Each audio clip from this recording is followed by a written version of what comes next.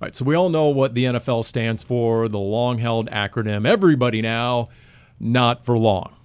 It just almost always applies to the football team instead of the content team, which is what's going on this week on Cardinals Underground, brought to you by Pacific Office Automation. Dani Sureck, Darren Urban, yours truly, Paulie podcast, calling a little bit of an audible, a little bit. We're going to tack on some bonus coverage and then get to a previously recorded edition, a perfectly fine edition of Cardinals Underground.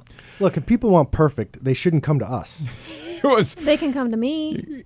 Wow. Okay. See, Calder shot right off the top here. Just kidding. Just raising the expectations right out of the gate. So anyway, it was good to go until it wasn't, until we got the old, but wait, there's more. In this run and gun nonstop news cycle, right, of real-time happenings, guess what? There's been a trade that we're now going to address because what did we talk about for how many weeks? The sleeper need in free agency was backup quarterback. And guess what, Dani? You go ahead, break the news that just recently hit that we need to get to before we return to regularly scheduled programming. The Cardinals are getting their backup quarterback via trade with the Atlanta Falcons. Cardinals are getting Desmond Ridder, and they are sending wide receiver Rondale Moore to Atlanta. Okay, your initial reaction, Darren Urban, when you saw the news come out, you thought what? I thought, to be honest, okay, they got a backup quarterback with some experience, which is more than if you have a Jeff Driscoll or something like that. It's more in line of what you might need to back up Kyler Murray, I think, right now.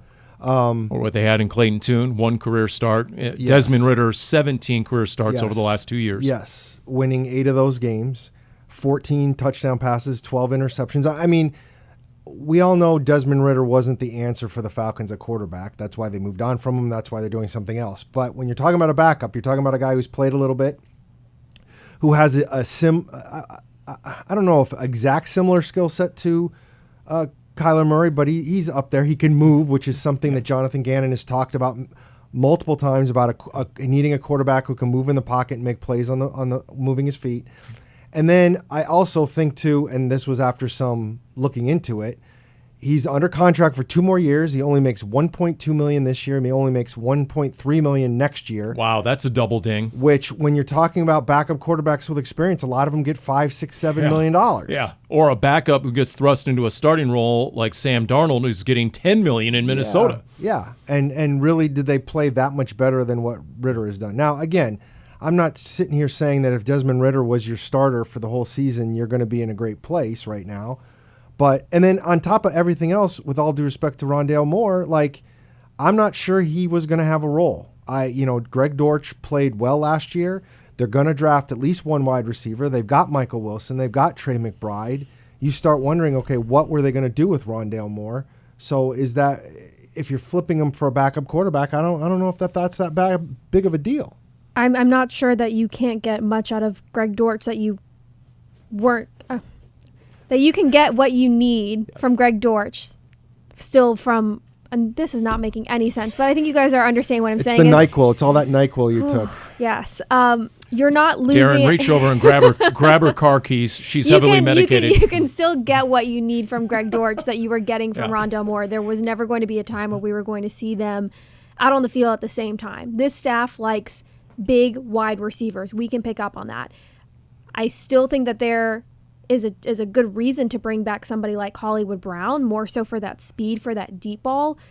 But if they like what they saw in Dortch, who has responded every time he's been out on the field, this makes sense to me. It feels like with both coaching staffs, nobody was really able to figure out how to use Rondale Moore on a consistent basis. We saw sparks of him last year taking the ball in the backfield, that long touchdown run or more of those horizontal moves. I think he wanted to be more in a vertical game. And honestly, it feels like Atlanta's probably going to be a good spot for him with Cousins and doing all those checkdowns and the pieces that they have. It could be a good fit for Rondale out there in Atlanta. This makes sense to me of not just getting a backup quarterback that you can really rely on if you have to, which Cardinals, after what they saw against Cleveland, there's no way they were thinking that with Clayton too. Now, with an offseason, I'm sure he's making strides. Feel much more comfortable with an experienced quarterback like Ridder backing up Kyler.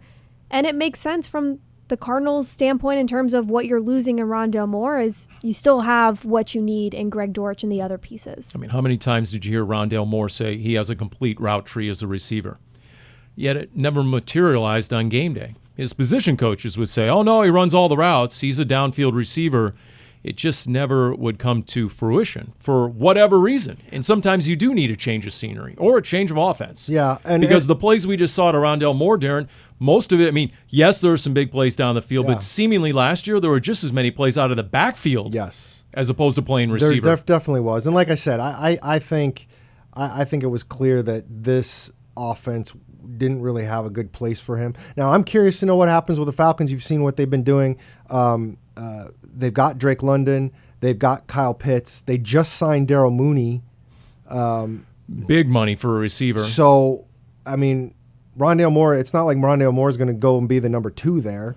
But, again, they were trying to move on from Desmond Ridder. The Cardinals needed a backup quarterback. You know, the Falcons get something that they might be able to use as opposed to maybe a 7th-round pick. And that's the other reason I like this trade is you get a backup quarterback with some experience that doesn't cost a lot, and you didn't give up any draft capital to do it. Look, Rondale Moore, I don't know how many targets he's going to get in Atlanta based on all the weapons that you guys just named, and he wasn't real happy at points last season because there were plenty of instances where the receivers weren't all that productive. So hopefully it works out for him, but you understand the thinking if you're Monty Ossenfort and Jonathan Gannon. And we saw in some of those highlights earlier with Desmond Ridder, he's not running a 4-3 like Kyler Murray, but he's athletic enough where you don't have to change the offense. If, knock on wood, Kyler goes down, it's not like you're inserting Colt McCoy and all of a sudden it's a radically different DNA to your offense. I think that was a wake-up call last year is after the Cardinals traded Josh Dobbs and then you have Clayton Tune for a game, given there were a lot of pieces why that Browns game was such a mess, and the offensive line was banged up as well, but Clayton Tune showed that he was just not ready. Again, having this offseason, you'd hope to see a big enough jump. I still feel more comfortable having Ridder as that backup if you have to use him in a game. And look, how many quarterbacks does it take him a few years to truly develop? Now, am I saying he has a starting quarterback position in his future anywhere in the rest of his career? Probably not.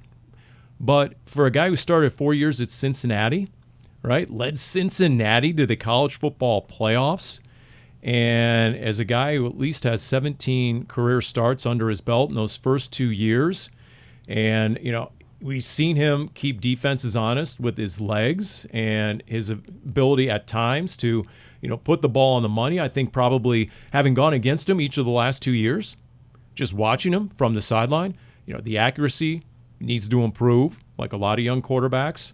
And I know he got benched twice by Arthur Smith and the Falcons last year. And the second time, they lost to Carolina in Week 15, 9-7. He threw some really bad interceptions. He threw a red zone interception late in the game that resulted in Carolina's game-winning drive. They lost 9-7, fell out of first place for good in the NFC South. So there were some costly turnovers. I will say I am anxious, and the trade it's pending physical as we record this, and we're not re-recording for a physical. But he and Rondale Moore do have to pass physicals before the new teams accept them. But I'm anxious to see who he is because we did get a chance, and I know we're not going to get too deep into it this week, but we did get a chance to talk to all the 6 incoming free agents, and you can tell the kind of people that this team is trying to hone in on to bring in because it came across very well in all their press conferences and the types of players they want. Even though other than maybe Jonah Williams, there wasn't a lot of name recognition when they first were attached to this team. It was interesting to hear like a Sean Murphy-Bunting saying that they see things in me that I see in myself. To Darren's point, it's like, okay, there's like next level circumspection of some of these players and their personalities and their makeup mentally. I don't know how exactly they've ascertained some of this info, but yes, all these guys have a common thread, and you see it when they meet the media or you get a chance to talk to them like we have in the radio studio or the TV studio like you did, Dani. I mean, would you agree? There's like this commonality going through every one of these signings. Absolutely. What I thought was interesting was having the outside perspective of all of these free agents. We did 5 or 6 interviews and press conferences. That hearing, they could tell before they even stepped into the building, just from being around the league, some of them played against the Cardinals last year, the culture here and what head coach Jonathan Gannon is able to get out of his players and the team first mentality. And I believe it was Mac Wilson who said this in an interview. So forgive me if I'm wrong for doing 6 back-to-back interviews if I get the player who said this wrong, who said that something is brewing here. And he couldn't tell what it was quite yet, but it's something special and he could feel it. That says a lot for a player to come in and you're in this building for what, an hour to sign and do your physical and meet the media and, shake your head coach's hand. And to see that, I think really does say a lot about what is happening in this building and with this organization. And to hear from these players, mostly on defense, talk about how physical they want to be and how they want to wreck games and not let players run all over them.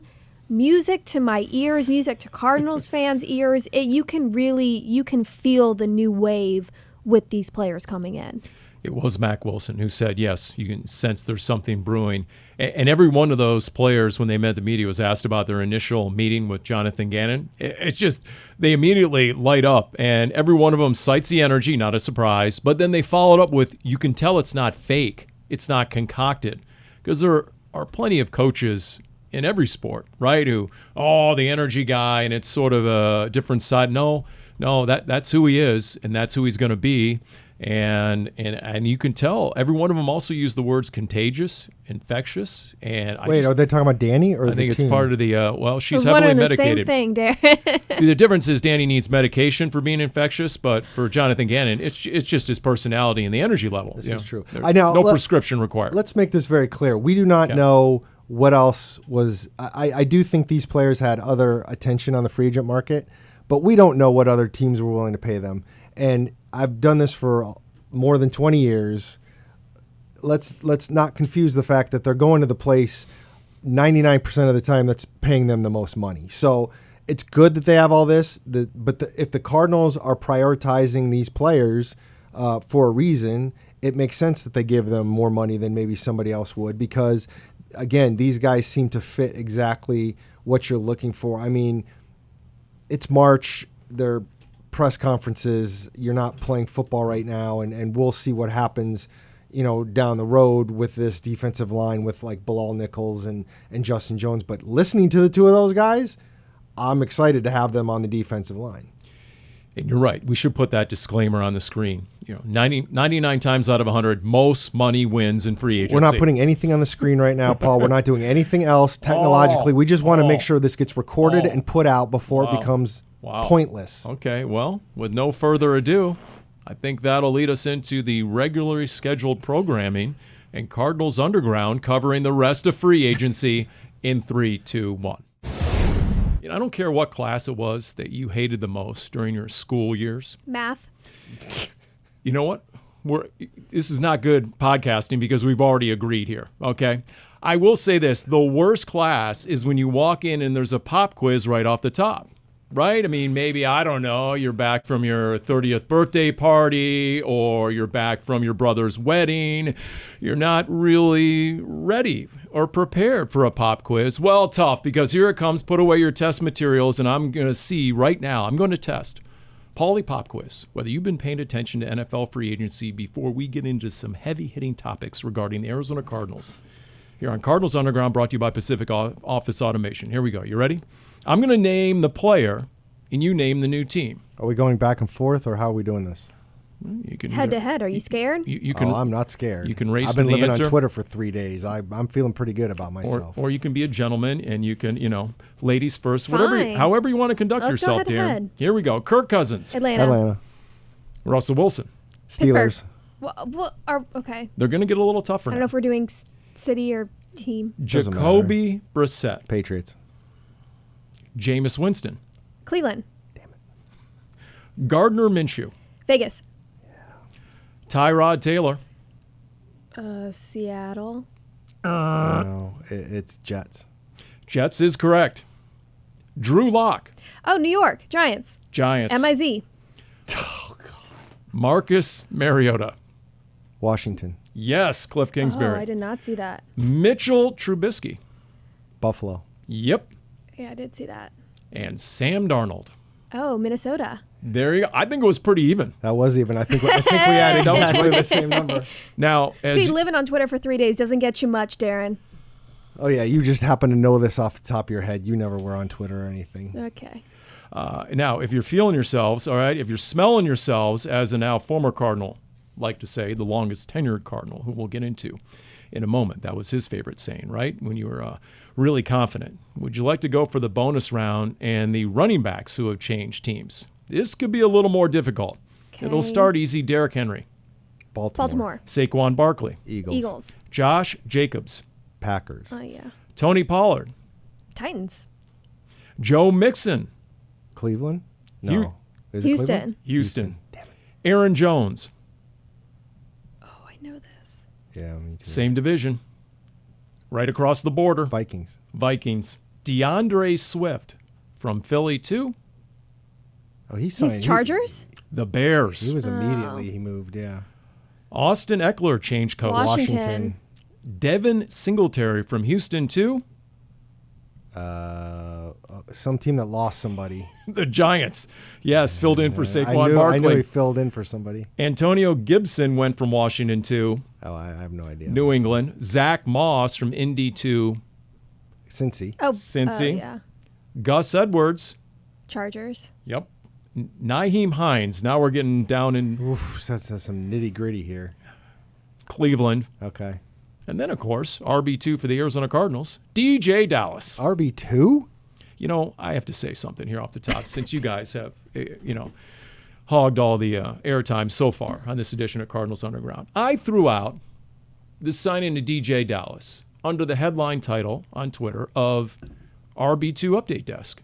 And wow, talk about the blowback from the Bird Gang. Like, I'm sorry, did I miss Jonathan Gannon naming Michael Carter RB2? Did I miss Amari DiMercato automatically being ahead of DJ Dallas on the depth chart? What about Jonathan Gannon says that this won't be anything but a competition to be the backup behind James Conner? I think that's fair. I think fans probably just like what they saw out of Michael Carter a lot. So to think that DJ Dallas, who, if I'm remembering off the top of my head, was more of a special teams player. I don't think he saw He had a ton 10 of carries this year. Yeah, didn't see a ton of snaps. He's behind Kenneth Walker and Zach Charbonnet. That's all I'm saying. Okay, I'm all for competition. Okay, all right. We'll get into the other This is going to free be. agents. This will be the competition. Like Paul always likes to talk about the competition, and it's not really a right. competition. Is he? That's Do you right. think he's going to be one of your training camp? No, easy. Come on. It's still March, Danny. Don't lead me down. See, you're just asking that I make a brutal mistake here early in the offseason, okay? You're right. You He caught can me. do that all by himself. That's right. I don't need any help to look stupid, okay? Believe me. I don't need any help to be dead wrong out there, all right? So, okay. Now, DJ Humphries. The mood changes here from Danny's big smile to all of a sudden the big guy himself with a big personality who was such a big part of the Cardinals offensive line for so long. 4 different head coaches, a 4-time team captain. DJ Humphries released. And it's a reminder, guess what? The NFL is also big business this time of year. It is a business. It's the really crappy part of the business. DJ was a 2015 first-round draft pick. He really played well for a long time for this organization and was a 4-time captain with all of those coaching changes and a Pro Bowl and a big veteran leader in that locker room. And he led by example and not just his play and how he took care of his body. He was a leader in how to conduct himself with the media. How many times, the two of you, how long have you been covering this team where after a big loss or something detrimental to this team, you could rely on a DJ Humphries to talk to the media on behalf of his position group or his team? It's a business. Humphries tore his ACL against the Eagles in Week 16, so you can gather he won't be ready to start this season.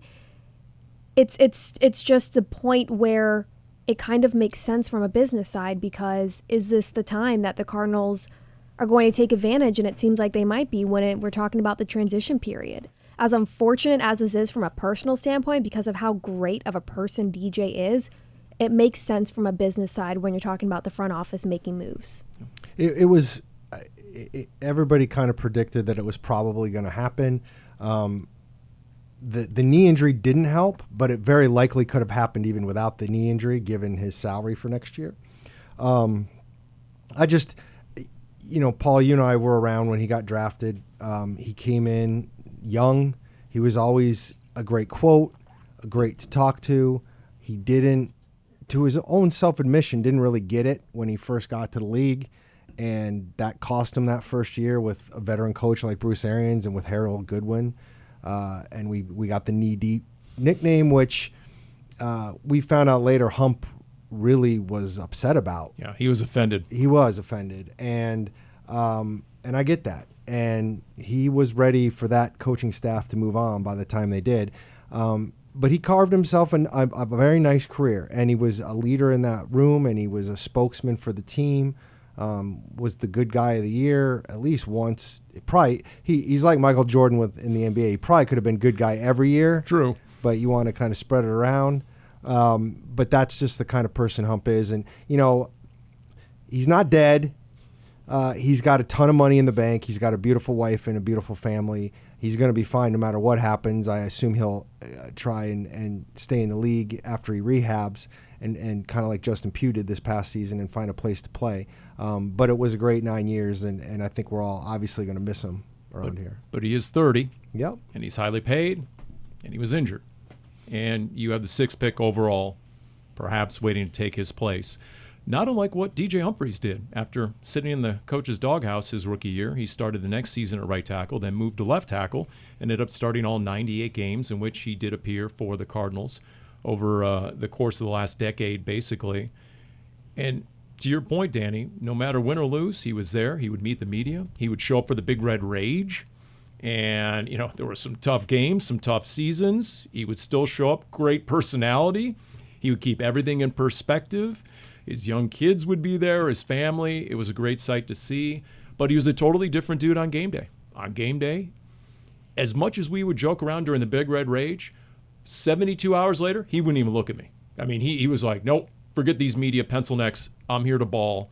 And how many times did the Cardinals just put him on an island against the other team's best pass rusher? Not often, by my count, did he get much help from a tight end or running back. And one of the great moments, and it happened not too long ago, was 2 years. It was the Cardinals' big win at Vegas in week 2, okay? And Chandler Jones was out there.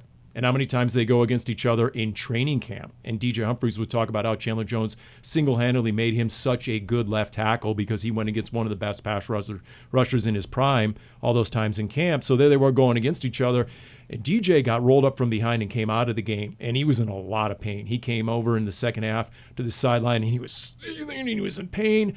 And he didn't want to leave the field, but he had to because you have to leave for at least one play. And Chandler Jones was yelling at Kyler Murray, "You better hope he comes back," as in, now you're mine. And DJ got wind of that from the sideline, and he yelled at the trainers, "I'm back. Get off me. Get away." And sure enough, he went back out there and played the rest of the game. Great all-time moment from the sideline in DJ Humphries. That doesn't surprise me at all, hearing that. And again, that's the unfortunate part, is a great person. This is just, I think, the time for the Cardinals in this transition phase of, you're right, Darren, that even without an injury, this could have been the move that was coming. There's a chance that by the time Hump is done rehabbing, whether it's with another team in the league, I mean, he could have a chance where he's ending up somewhere at the end of next season. That's a possibility. I mean, Justin Pugh is a good example.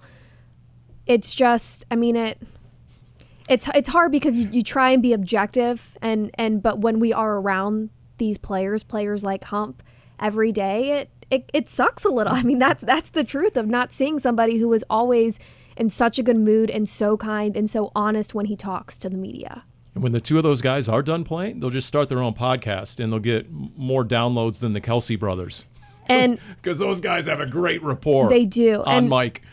And whenever Hump is done, I think we can expect that six-pack he's told us is his natural build that right. that we can expect whenever that comes. Yeah. So whenever that comes, TBD. Didn't take long, though, to find out who the Cardinals might install immediately as a starting tackle. Say hello to Jonah Williams. 2 years, $30 million, Darren? Is that what we're seeing from Cincinnati? I was going to say, who might be starting with Paris Johnson. I mean, if you give him $30 million over 2 years and 19 guaranteed, which is the first report, and we always know that those can be played with a little bit. And judging by his potential market, I'm guessing he had suitors. I'm pretty sure this guy is going to be your starter. Okay. I'll amend that. It's his job to lose. There you go. That's how I feel, because I would agree. It sounds like this is coming in as a starter. We're going to get a little bit more into his history of left or right side.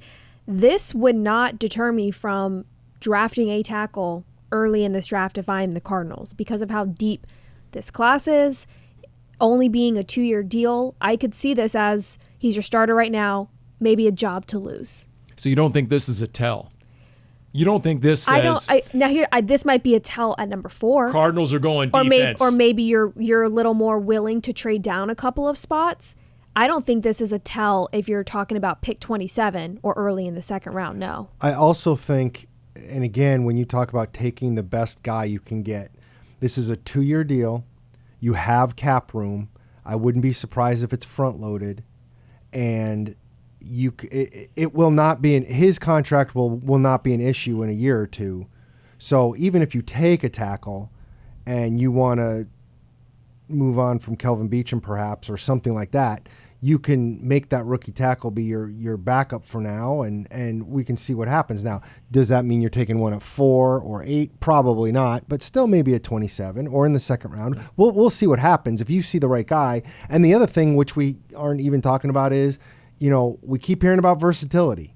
So maybe they take a guy who can play tackle and guard in the draft, or who knows? Maybe they want Jonah Williams to play there. Who knows? Paris Johnson played some guard in college. Yeah, it's true. Yeah, his second year at Ohio State, he was a starting right guard the entire season, Paris Johnson Jr. So he played everywhere. Yeah. Or maybe you go after the franchise starting center with pick 27 or 35. And maybe because, Jonah Williams was the 11th pick overall of the 2019 draft. He has the Bama pedigree, 6'5", 310 plus. A guy who, not unlike DJ Humphries, had a rocky start to his career, tore his labrum during off-season workouts his rookie year. Didn't even play a single snap his rookie year. And then from there, he was a starter. And he started a left tackle for 3 straight years until the Bengals said, you know what? We need an upgrade. They invested heavily into Orlando Brown Jr., and then he played the right side this past year. That's what is the telling part of this, is if you're going to bring in Williams, it seems like he will be your left tackle for now, and Paris Johnson Jr. is going to stay on the right. That had been, still is, a discussion of Paris having experience on the left side, if that's something he wanted to do. He told us after the season ended he was going to work on both sides this offseason. He has that versatility. The report saying that Jonah liked playing more on the left side and did have to swing to the right last year with Bengals after they brought in Brown. So to me, that's what seems telling, is you would imagine he wants to be somewhere where he can play on the left side if that's where he likes to play. Remember, though, what Paris Johnson Jr. told us at the end of the year. He said, how long would you take to feel comfortable at left tackle again? He said, give me one full practice. One full practice. I believe it, too. You talk about versatility. So you give him the entirety of this offseason if they decide to make him left tackle, and look out. But one of the reasons Jonah Williams, there was speculation he wasn't going to be with the Bengals last year, is he was upset initially, at least reportedly, that he wasn't going to be the left tackle and had to move to right. But he did, and he played every single game. And he has postseason experience. He made the Super Bowl run in 21, and he played in the wild card game in 22. Again, he can play both sides, and Monty Osfort's brought this up multiple times. He likes the versatile offensive lineman. So now he's got 2 tackles that can play both sides. Kelvin Beachum can play both sides. I think it's a huge get from the standpoint of even though there's not a lot of probably name recognition to the fan base because he's a tackle, he's a first-round pick, and he's got the most name recognition probably out of anybody that they've signed so far, and we'll get into some of those other names, but it's been definitely a build up the depth chart kind of free agency up until this point, and I think that this really is a big deal in terms of giving them flexibility and also letting you know where Kyler Murray's offensive line is starting to head. Did we get some reports on how it breaks down guaranteed money in particular on Jonah Williams? It said supposedly $19 million guaranteed. Now, what does that mean? I don't know. Does that mean $15 million guaranteed this year and $4 million next year, or I don't know. Yeah. And we probably won't know for another couple days. I bring that up because Cardinals have made some serious investments this offseason via free agency. Now, to put my finger to the wind, if you made me guess, Monty Ossenfort would never want to dip into free agency. He's just that sort of mindset. I want to build through the draft. But as you're hitting the reset button and you have to fill some holes, to Darren's point, it's a 2-year deal, for example, on Jonah Williams. So you could easily still go tackle in the draft, and there's your guy for the next decade. And then this free agent signing gets you through the near term. But think of some of the other guaranteed money, reportedly. Sean Murphy-Bunting, $17.5 million. Justin Jones, nearly $20 million guaranteed, reportedly. Bilal Nichols, $14.5 million. And then Mack Wilson, a contract worth up to $15 million over 3 years. He wasn't a regular starter, didn't get that sort of money. But, now was there a Christian Wilkins or, a Danielle Hunter who somehow got $48 million guaranteed over 2 years from Houston? Why does that surprise you? All but $1 million was guaranteed. He's 29. He's had but it's a 2 of his contract. last 4 years have been ended by injury. I just thought that was extreme. The guarantees or the guarantee? The guarantee.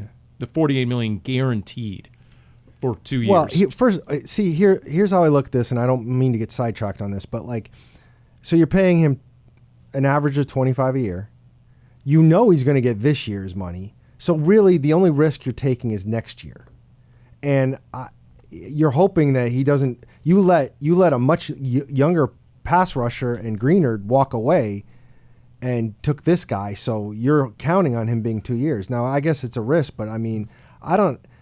To me, the guaranteed money on a really short deal doesn't mean anything to me because that's what you're signing the guy for. I mean, if you're signing a guy to a big deal, especially somebody like him, to only 2 years. If you're going into it thinking he's only going to give us 1 year, then I don't know how smart that is. Or he's only good enough to give us 1 year, I guess. Not to get too deep into the weeds on Christian Wilkins, you mentioned that was a name a lot of Cardinals fans were talking about, the defensive tackle. To get as big of a deal as he did in Vegas immediately told me I don't see that. I wouldn't have seen that as a fit in Arizona because we know that the Cardinals like to have a rotation on that defensive line. And if you're going to pay a D tackle what Wilkins got from the Raiders, you weren't going to be able to take him out of the rotation. You were paying for him to play every snap. And I just don't know. We don't know if discussions were happening between the Cardinals and Wilkins' team. But when I saw that, I was thinking, I don't know that this would have been the right fit for what the Cardinals want to do, where they are at in the transition and what Wilkins was clearly able to get elsewhere. Well, I'm guessing that the conversation in the Cardinals' war room, Monty Ossenfort, Jonathan Gannon, and company was, let's find some defensive linemen who are reliable, who are dependable, who we can run out there week after week, especially after what happened this past season where you lost an L.J. Collier and Carlos Watkins right out of the gate. It was mid-September, and you lost. So you bring in a guy, Justin Jones, for example, started all 17 games the last 2 seasons for Chicago. Bilal Nichols, right, started 17 games the last 2 years, hasn't missed a game since 2019. Sean Murphy-Bunting, who has been really reliable between the Bucs and last year for the Titans. Mack Wilson, who has played all 17 games as a linebacker the last 2 years. I mean, you talk about the durability and the availability. It's there, and I'm guessing that was by design based on what happened last year to the D-line. I don't think there's any question about it. I mean, you look at, everybody, all these guys. I mean, once upon a time, the great Dave McGinnis. You remember Dave McGinnis, don't you, Dani? Yep. Titans radio analyst. Probably not as Cardinals coach. Guilty. He would often bring up availability is as important as ability, and that rings true a lot of the time. And it doesn't matter what sport it is. You can be the greatest player ever, and if you miss too many games and you miss too much time, and nobody's saying it's necessarily your fault if you're missing that time, if you get certain injuries, but if you're not there, you're not there. And we talked about the cold business of DJ Humphries. I mean, again, do I think that this move with Hump could have happened even if he hadn't gotten hurt? Yes. But the fact that he is going to miss a chunk of time, it just kind of sealed that decision, because as a team, as much as it hurts, you can't afford to have a guy making a lot of money who isn't going to be able to play for you, because with a salary cap that just isn't conducive to winning. All right, so let's take these guys one by one. Let's start with Justin Jones, right? Comes over from Chicago, 6'3", 309. He gets a 3 years, $30 million reportedly for nearly $20 million guaranteed, a round 3 pick out of NC State in 2018. Originally went to the Chargers, and he started all 17 games the last couple of years, age 27. To Darren's point, he played 69% of the defensive snaps last year, 68% of the defensive snaps in 22. So, I mean, he's got a motor. I mean, he's out there, and he's probably going to play a lesser percentage of snaps under Nick Rawlis, considering how he likes to rotate his D linemen. I would say that that's a fair expectation of what we've seen. Jones has, it's from what the numbers and seeing things online now, it seems like he's been playing pretty well. I mean, 22 tackles for loss over the last 2 seasons. Last year in Chicago, career highs in sacks with 4.5 and quarterback hits with 17. And it helps that he is a pretty good person, considering the fact he was the Bears' Walter Payton Man of the Year nominee last year. So that's always nice to have in the locker room. Yep. It's clear that the Cardinals are beefing up the defense and that D-line. Makes sense. Arizona finished with the 32nd run defense in the league, in large part due to the injuries. I mean, Carlos Watkins, LJ Collier done right off the bat last season with season-ending biceps injuries. So absolutely durability and reliability came into play with these signings, and I like it. I like the attention on defense, on the defensive line, especially with how this draft class is seeming to shake out of where it's deep and where it's not. I'm happy with the attention to the D-line here. And one of the things I like about these guys is they're both over 300 pounds, so they've got the beef there to hold up front. And, you know, are we going to sit here and say that, oh, yeah, I remember talking about Bilal Nichols and Justin Jones before free agency? No. But when you look at the stats, you look at, you know, again, are they Pro Bowl players? No, they haven't been. But we also saw early last season, if you get the right kind of talent, I mean, before the injuries, I thought LJ Collier looked pretty good. And I thought Carlos Watkins looked pretty good. And the work done on the defensive line right now by that defensive staff and what they're doing on defense, I know they didn't hold up necessarily as we went. But if you can upgrade the talent a little bit, then how much jump can you make? Well, Kyle Vandenbosch pointed out how Nick Rawlis and Jonathan Gannon really value the versatility as well. They like to take their defensive linemen, and we know there's some alignments where nobody's even has a hand in the dirt. Nobody's even in a 3-point stance. They're walking guys around in the trenches, so they like to be creative. And KVB made the point that Justin Jones and Bilal Nichols have the ability to play inside or out. They can slide out to a 5 technique, can even play the edge at sometimes if needed, defensive end type position. So you look at like Bilal Nichols, who at 6'3", 313, but again, he's age 27 as well, 7 years in the league, 14 career sacks, but just his ability to be stout. And Danny, we know if you have Kaiser White playing like he did last year, and you're bringing in Mack Wilson, if you can keep those linebackers clean, right? You get a guy like Bilal Nichols in there, and he's taking up a double team, and then boom, all of a sudden your linebackers and your 2 standout safeties can roam sideline to sideline and start making tackles. Absolutely. We only saw a glimpse of what this defense can look like last year because it was riddled with injuries. That linebackers room as well. Everybody was hit in that room. You're not going to get Pro Bowlers for every single free agency signing.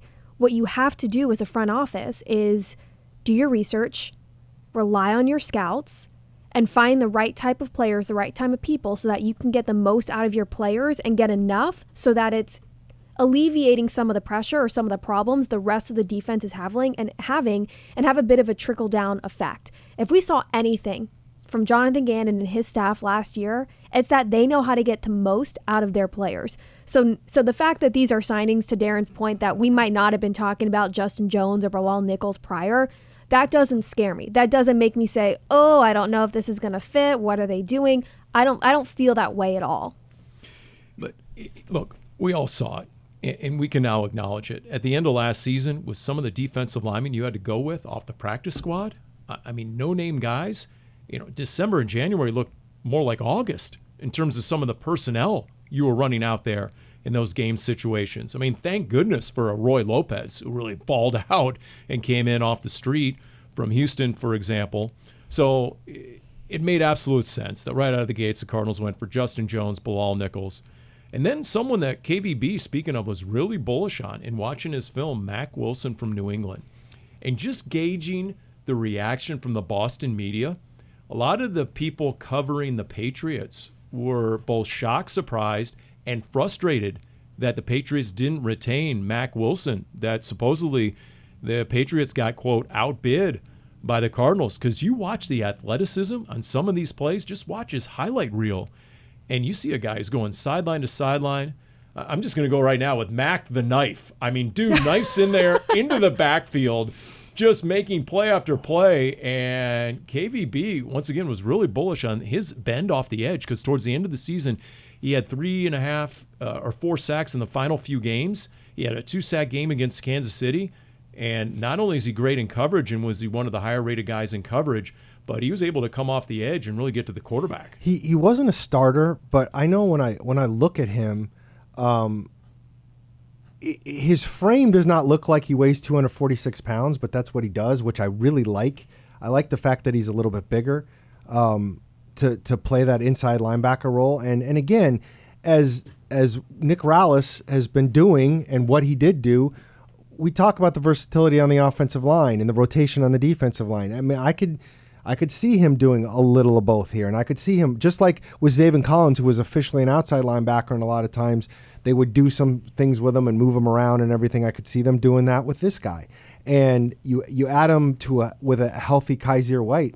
I don't know if he's definitely going to be your starter, but I could see in this defense it being very realistic. And if you look at who their inside linebacker, I mean, barring them taking somebody in the draft, I mean, who else you got? Josh Woods is a free agent. I don't know. Chris Barnes just was re-signed. But when let's face it, when Kaiser White went out and missed the last 7 games, Cardinals were victimized in coverage on running backs and tight ends. Yes, and that's what this guy can do, a little of that, it looks like. I mean, he can make some plays. He looks like he can do a lot of different things. You know who he looks like, Darren? You might want to buckle up for this one. Uh-oh. Because you're going to be writing this story, I say, by Halloween. If you say Isaiah Simmons, I'm going to punch you. Daryl Washington. Oh, well, okay. D-Wash. Does he have a house in Chandler? I mean, remember when D-Wash came into the league? He was about 6'1", and he admitted to us on a Big Red Rage his rookie year, he was about 219. No, he wasn't. Yeah, he didn't weigh 246. No. Now, again, Mack Wilson has been around long enough. Like, what is this, his 5th year? Yes. Yeah. Yes, it is. So, I mean, 2019 round 5 pick out of Alabama. He played with Jonah Williams. There you go. 6th year.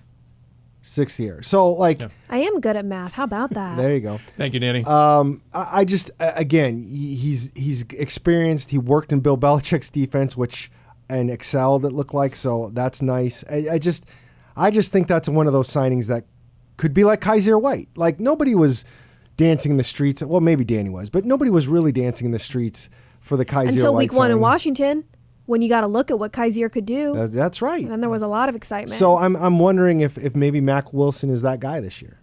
Mack Wilson also was at Alabama the same time as Jonah Williams.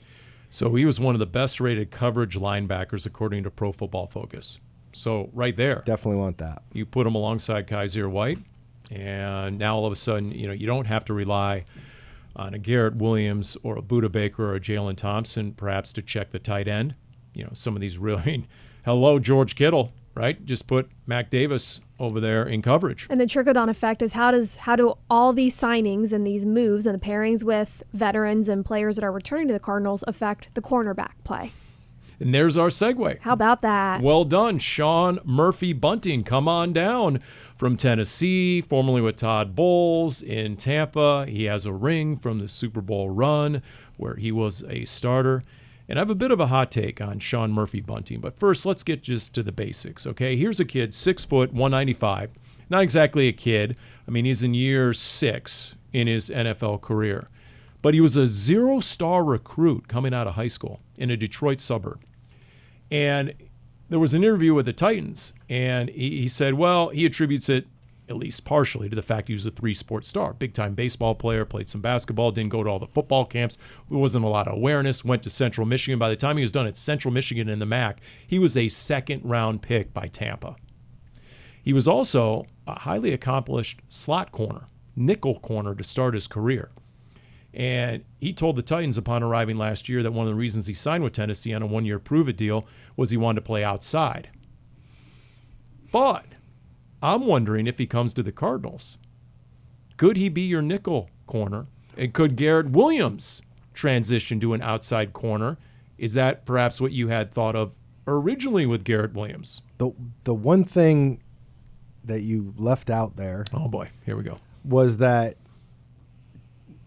Murphy-Bunting wasn't particularly awesome on the outside last year. He still proved that he's really good in the slot, and maybe it wasn't his best place to be on the outside. So I think that could be in the equation. But that's a fascinating possibility about Garrett Williams or whomever you might put out there.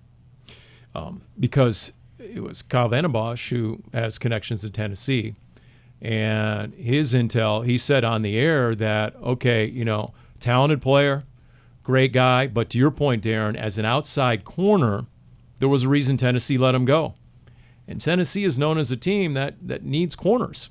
So, is that telling? What does that mean exactly? So he's probably the guy I'm most curious about, just to see what he looks like in a Cardinals uniform and how he plays.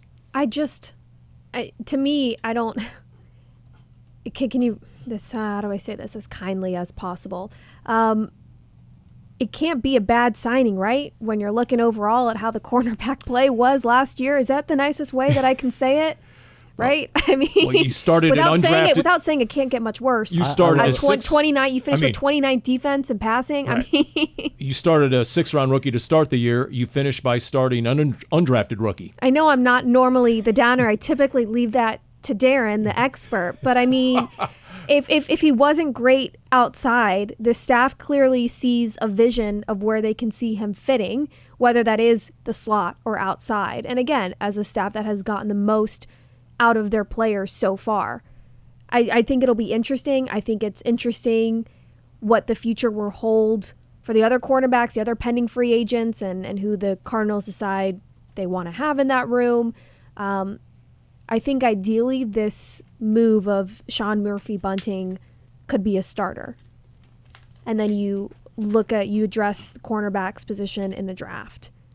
I don't know that I'm set that he is your starting outside corner yet. I think to your point, Paul, he can move inside and you move around Garrett Williams. That's an ideal situation. I'm not 100% set that this signing would make him a starter. Maybe in the Cardinals, if the position room doesn't have a massive upgrade, then maybe. That's kind of where I'm still. Let's see how he looks this offseason. Yeah. I still think it's this sleeper position in the draft, corner for the Cardinals. I really do. I'm really curious how they view those top 5 or 6 corners and what that means in the war room come draft time. And heck, if it means in the top 10 you trade down and take a corner, wouldn't be shocked whatsoever. At 27 or 35, it is deep enough by most estimates. It goes at least 6 deep. This elite corner class, at least first-round worthy. So maybe Monty Ossenfort, but you can't tell me that, right now, cornerback and edge rusher, especially after the acquisition of Jonah Williams, those are probably the top 2 needs. And it's interesting, this does not seem like a deep edge rusher class in the draft, so that is a question of what are the Cardinals planning on doing there? Well, Darren, what did you make? Because everyone else around the country made a lot out of Monty Ossenfort's reaction to Dallas Turner's 40 time in Indianapolis. Did I ever ask you that, by the way, when you guys returned from Indy? You did not. Telling or not? Things. I mean, look, it's great. I can't see Dallas Turner's not going to be around at 27. No. And is he good enough for 4? Or do you trade down as keeps getting brought up and maybe trade down and take Dallas Turner at whatever? I did see one mock draft which had Harrison going at 3. So then the Cardinals traded to what did they traded to 6? With the Giants? Yes. They traded to 6, and I'm trying to remember who they took Neighbors. And then they had the Cardinals trading up from 27 to 12, giving up their second and third round pick. Oh. And obviously their 27 to get Byron Murphy, the defensive lineman. Out of Texas. I do not see them giving up 3 premium top 90 picks for one defensive lineman. That's just me. But if it was Dallas Turner... Well, look, at this point in the offseason and after the beginning of free agency, guess what? What is Minnesota doing long-term at quarterback? They're sitting there at 11. They just gave Sam Darnold 1 year, $10 million. What is Denver doing at quarterback right now? Jared Stidham, they're picking 12th. And then, of course, the Raiders went after Gardner Minshew, but that's basically a glorified 1-year deal. So those are 3 quarterback desperate teams that are sitting there in the middle of the first round who have to be looking at the Cardinals at number 4, possibly, potentially, for their future quarterback. We haven't even talked about the good news with the Patriots trade, Paul. Mac Jones to Jacksonville. Great news for the Cardinals since they're right behind the Patriots in the draft. And what does that mean? I mean, they got a 6th-round pick. That's it for Mac Jones. So what does that mean for the Chicago Bears and Justin Fields? I love the story how some fans overnight at Hallis Hall put yard signs in about Justin Fields, in support of Justin Fields, that they went up there. In support of him? In support of him, and that they think they should keep Justin Fields. In fact, yard signs at Hallis Hall. It'll be. I mean, at this point, since Atlanta signed Kirk Cousins, it's interesting what Chicago's going to do with Fields. I don't know that anybody's going to want to trade at this point.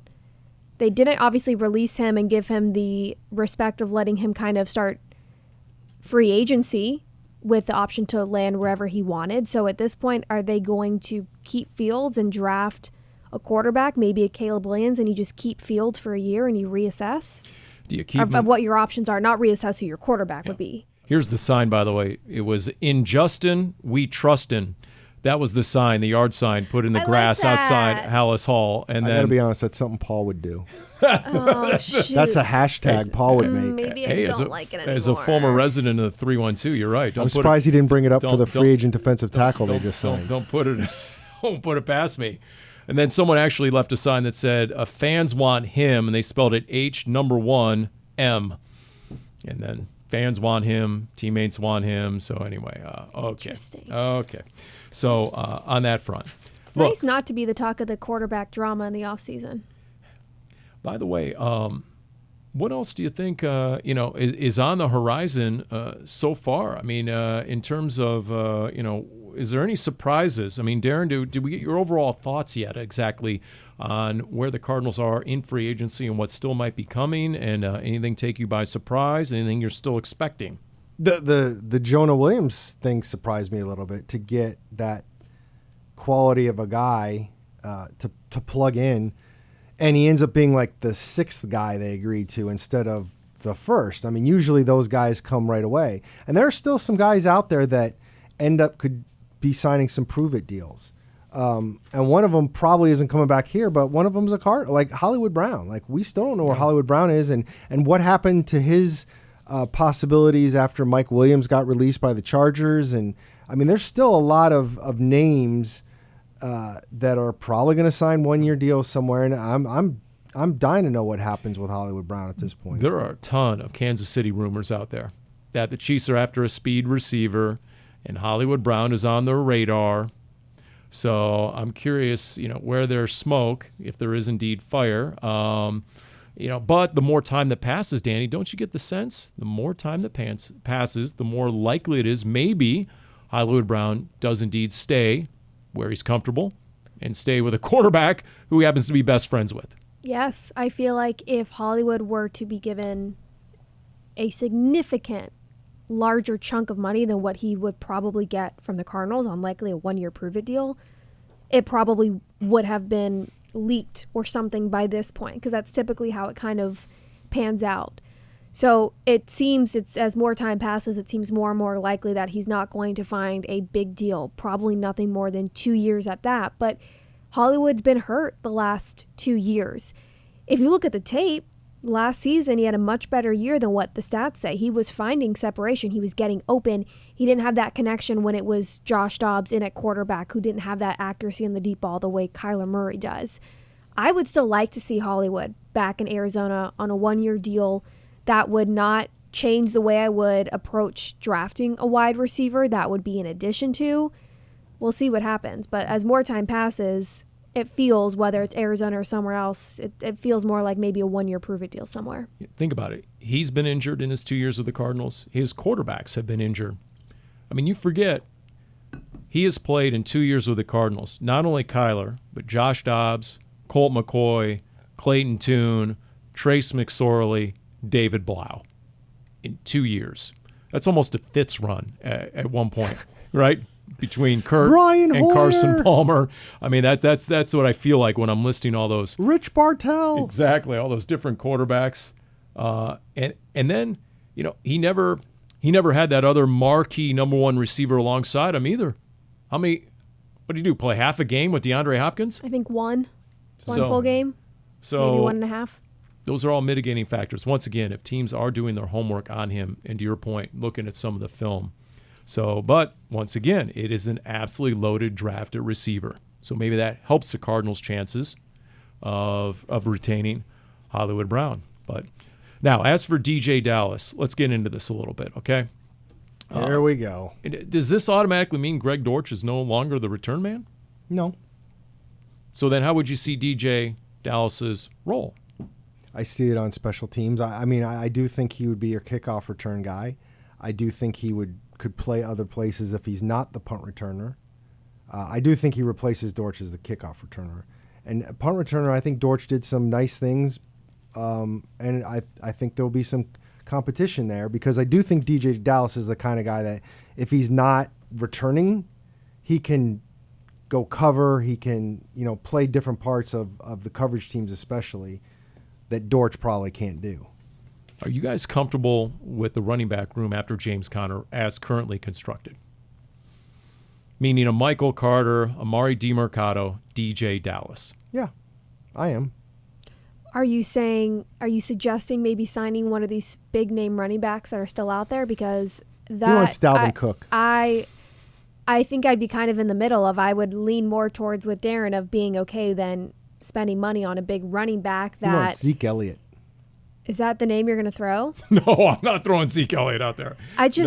Connor's your number one guy, and then you have the other players in that room to supplement. If you're going to bring it, so the it question seems too similar. You're spending too much money on what would be a similar running back to James Conner and what you have. So the question is, because Paul really wants to ask this, is if James Conner gets hurt, if he loses his shoe, who the hell is going to the shoe store? I don't know what that analogy is. I'm just saying, you were a top 5 running team. 3 of your last 4 games, you ran for more than 200 yards. It is the DNA of this offense right now. I think more than most nationally realize, okay, do you have that running back who can truly carry the load if James Conner gets hurt? He has such a physical running style. Is that a decision that has to be made right now? No. So I could maybe be more on your side later on in the offseason. Yeah, I'd say there's a running back coming on day 3 of the draft, and or there's a running back coming like the week before training camp. That I could be more open to. But right now, these teams that are the running backs carousel, I want no part in that ride right now. I also wonder about pass rusher. If there's a John Abraham signing right before camp, looming and lurking out there. But who? Chase Young, maybe Chase Young's not lasting through the offseason. I mean, that tape he put out there, and I mean, Jadeveon Clowney, I know, he's still. Actually, I thought Jadeveon Clowney played really well for Baltimore in the postseason, but I just wonder if there's an established veteran pass rusher who might still be on the street. Well, and the thing is like maybe it comes after the draft. We're talking this right now, and we're in March. 4 days into free agency. I think we need to get another week or two into this thing before we start talking about guys getting picked up after the draft or before training camp. All right. Well, look, at least right now, there's only one Carolina Panthers operation, and I'll just leave with the what I mentioned on the Red Sea Report with you, Danny. My favorite moment of the week was Luke Combs, country music superstar, bashing his Carolina Panthers and tweeting out, "What are we doing? We didn't get a first-rounder for Christian McCaffrey, and we don't get a first-round pick for Brian Burns either. Are we just firebombing the whole team or what?" And then he hashtagged slow torture. So, there's winning the offseason and there's losing the offseason. So, hashtag slow torture. That is brutal. Luke Combs over there, the sidekick to Tracy Chapman, just went on the offensive. And that'll do it for this edition of Cardinals Underground, brought to you by Pacific Office Automation.